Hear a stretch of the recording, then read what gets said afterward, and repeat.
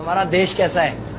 वैसा ही जैसा आप छोड़ के गए थे। यानी कि हम अभी भी अंग्रेजों के गुलाम हैं? नहीं, अंग्रेजों से तो हमें 1947 में ही आजादी मिल गई थी।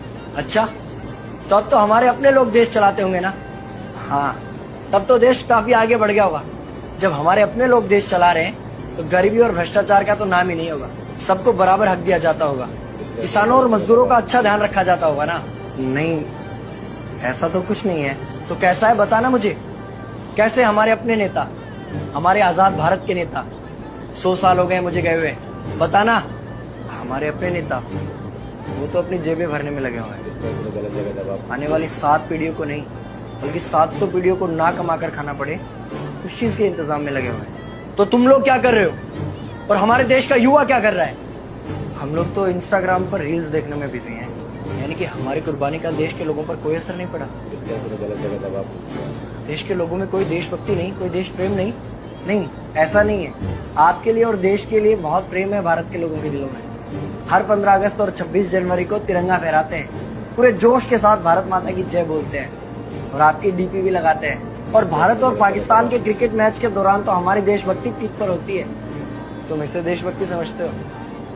तो फिर क्या है देशभक्ति? अगर तुम्हारी देशभक्ति समाज को सुधारने में, गरीबों को अच्छी शिक्षा या बराबर का हक नहीं दिलाती तो कोई काम की नहीं है तुम्हारी देशभक्ति। भ्रष्ट नेताओं और सरकार के खिलाफ आवाज उठाओ, लोगों को एकजुट करो। लेकिन अगर हमने सरकार के खिलाफ आवाज उठाई या नेताओं से सवाल पूछे तो हमें एंटी नेशनलिस्ट कहा जाएगा या हमें गद्दार करार दे दिया जाएगा।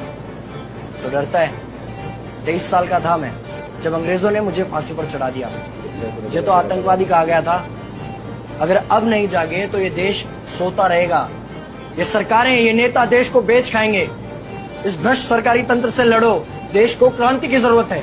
क्रांति यानी कि हमें हथियार उठाने होंगे, बंदूकें उठानी होंगी जैसे आपने उठाई।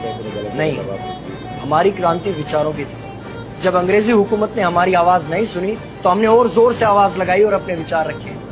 और क्रांति केवल सत्ता को बदलने तक सीमित नहीं है, बल्कि इस भ्रष्ट अन्यायी तंत्र को जड़ से उखाड़ कर फेंकना है। पर ये होगा कैसे? अपने आसपास से शुरुआत करो। जो भी तुम्हें भ्रष्ट नजर आए उसके खिलाफ आवाज उठाओ, एक्शन लो।